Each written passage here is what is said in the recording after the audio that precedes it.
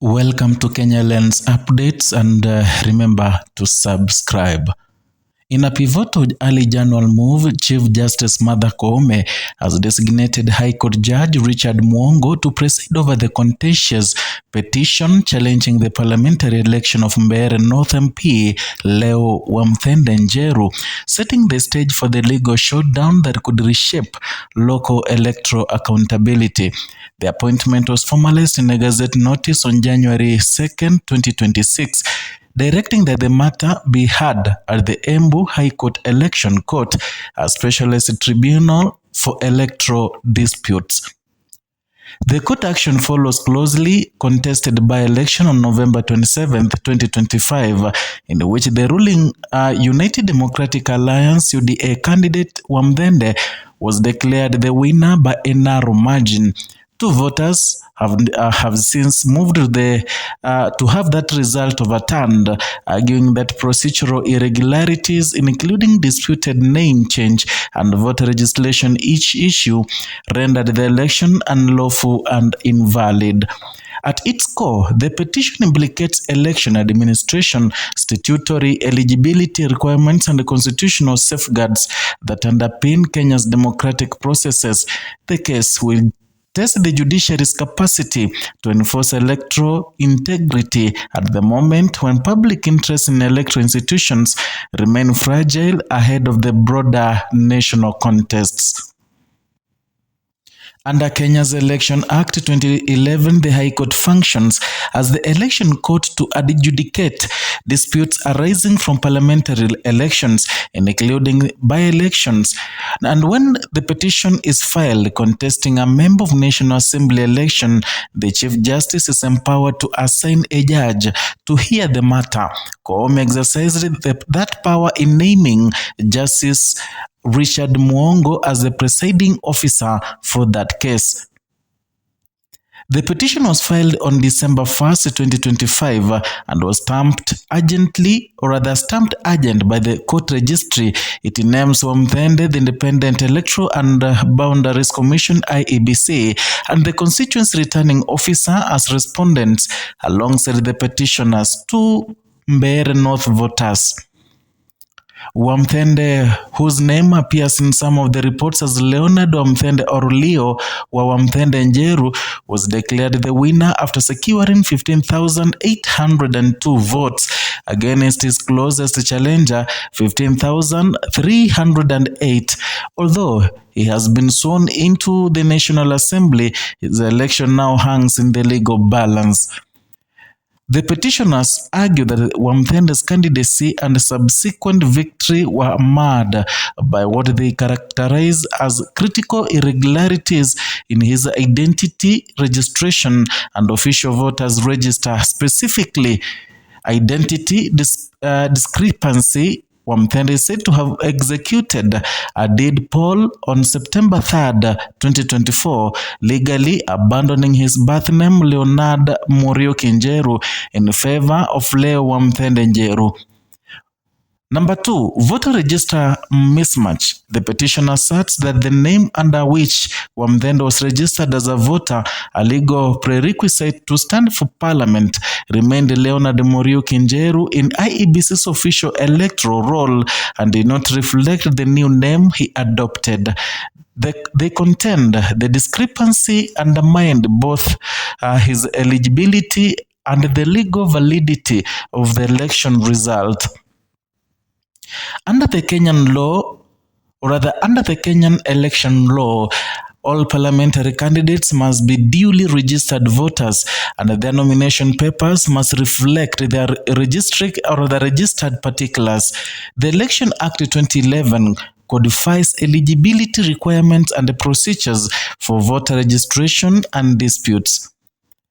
The petitioners also maintain that Wamthende submitted his nomination papers under his former name, creating further uncertainty about whether he met statutory prerequisites. They argue that such irregularities render the election outcome lawfully invalid and void, meriting judicial intervention. In response, IEBC officials have previously defended the handling of the registers, noting that the voter roll is typically frozen ahead of the election dates, meaning no new changes are permitted within certain statutory periods, including most name changes or updates. The Commission's position, as reported in media accounts, is that this procedural freeze was the reason the name alteration was not reflected. This issue is more than a local political contest. It is assertion of constitutionalism and procedural consistency in Kenyan elections. The judiciary's role in adjudicating such disputes is rooted in Article 81 of the Constitution of Kenya 2010, which commits state organs to conduct elections that are free, fair, transparent, and accountable.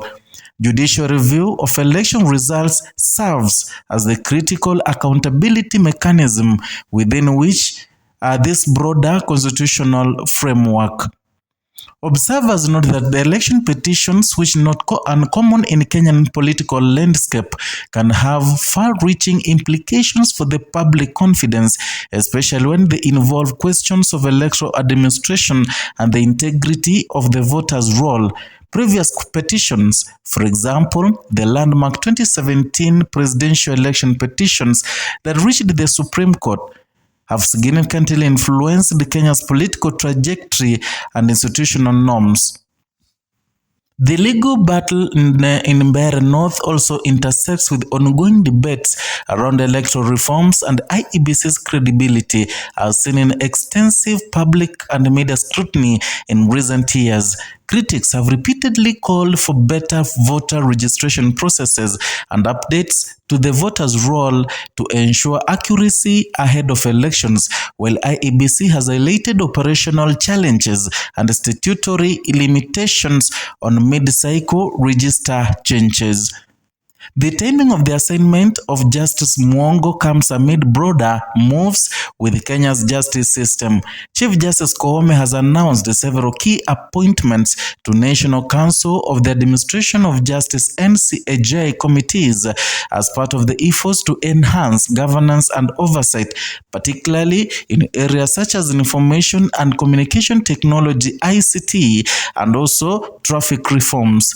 These appointments signal an institutional focus on strengthening the judiciary administrative capacity and policy influence. And such appointments underscore the judiciary's expanding role not only as the arbiter of disputes but also as the stakeholder in systematic reform across sectors.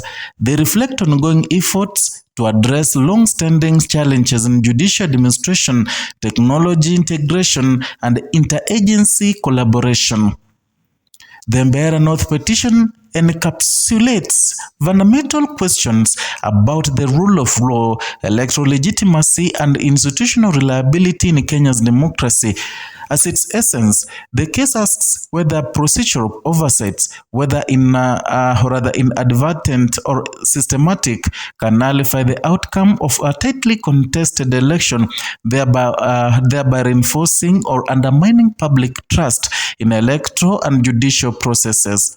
The High Court's eventual decision, expected after preliminary hearings and possible interlocutory applications, will be closely watched not only by political actors in Embu County, but by civil society organizations, legal practitioners, and voters nationwide. A ruling that upholds the petition could trigger a fresh by-election with implications for parliamentary balance in the National Assembly and broader political narratives as Kenya approaches the 2027 general elections. If the petition is dismissed, it could reaffirm the threshold for establishing electoral irregularities, influencing future challenges in similar cases. Either way, the case is a litmus test for Kenya's commitment to meticulous electoral governance, a cornerstone of a representative democracy. And in a political climate where electoral outcomes are often fiercely contested, the judiciary's stewardship of procedural fairness can either bolster or erode societal confidence in democratic institutions, and the Mbeere North petition will serve as a critical barometer of that stewardship. That's all for today. From here, Kenyans, keep subscribing and liking our contents. Also share with the family and many people to get this information from Mbeere North.